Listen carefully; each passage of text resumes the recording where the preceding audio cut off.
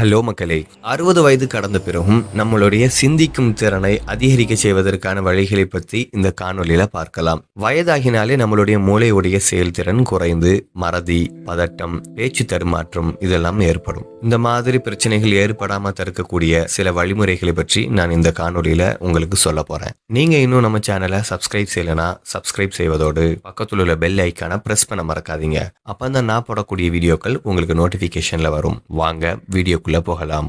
வயதான நிறைய பேர் நினைக்கிறது என்னன்னா 60 வயதுக்கு பிறகு புதிய விஷயங்களை கற்றுக்கொள்ள முடியாது அப்படின்னு நினைக்கிறாங்க. பலர் சொல்வது எனக்கு வயசாகிருச்சு, நான் இப்போது புதுசா கத்துக்கிட்டு என்ன செய்ய போறேன்பா அப்படின்னு கேட்பாங்க. நம்ம எல்லோருக்கும் தெரிந்த ரொம்பவும் ஃபேமஸான KFCயின் நிறுவனர் கோலனல் ஹார்லாண்ட் சாண்டர்ஸ் தன்னுடைய தொழில்முறை வாழ்க்கையில வெற்றி காணும்போது அவருடைய வயசு 65. அதுக்கு முன்னாடி பல தோல்விகளும் வேலை இழப்புகளும் நம்பிக்கை இழந்த தருணங்களும் அவருக்கு இருந்திருக்கு. ஆனா அவர் ஒரு விஷயத்த மட்டும் விடல, அதுதான் முயற்சி.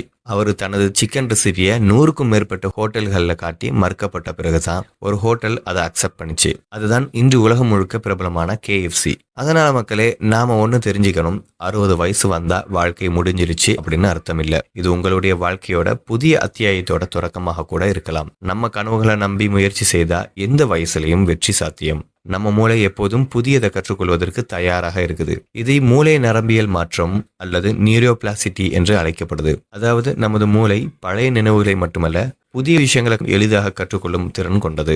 நாம புதிய விஷயங்களை கற்றுக்கொள்ளும் ஒரு பழக்கத்தை ஏற்படுத்தும் போது நம்மளுடைய மூளை திறன் அதிகரிக்க அது உதவுது. உங்களுக்கு விருப்பமான எந்த துறையாக இருந்தாலும் அதுல புதிய விஷயங்களை கற்றுக்கொள்ளும் போது நமது மூளையின் நரம்புகள் புத்துணர்வு பெற்று வலுப்படுத்தப்படுது. இதனால மூளை எப்போதும் உயிரோட்டமாக இருக்கும். சிறிய பழக்க மாற்றங்கள் மிக பயனுள்ளதாக இருக்கும். தினமும் ஒரு புதிய வார்த்தையை கற்றுக்கொள்ளுங்க. உங்களுக்கு சமையல் ஆர்வம் இருந்தா புதிய சமையல் முறையை முயற்சி செய்யலாம். உங்களுடைய நண்பர்களுடன் புதிய சில சிந்தனைகளை பரிமாறிக்கொள்ளலாம். இதெல்லாம் நமது மூளையை சேலஞ்ச் செய்யும் பொழுது நம்மளுடைய கான்சன்ட்ரேஷன் அதிகரிச்சு இதன் மூலம் நம்மளுடைய மூளை நினைவாற்றல் மேம்படுது.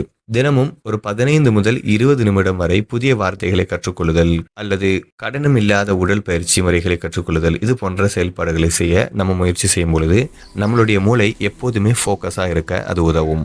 மக்களே, இப்போது தெரிஞ்சிருப்பீங்கன்னு நினைக்கிறேன். 60 வயசு ஆன பிறகும் நமது மூளை புதிய விஷயங்களை ஏற்றுக்கொள்ளும் திறன் கொண்டது அப்படின்னு.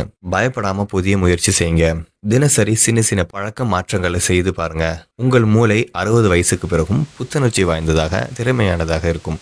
இந்த வீடியோ பிடித்திருந்தா லைக் பண்ணுங்க, ஷேர் பண்ணுங்க. நம்ம டெய்லி ஹெல்த் தமிழ் சேனலை சப்ஸ்கிரைப் செய்ய மறக்காதீங்க.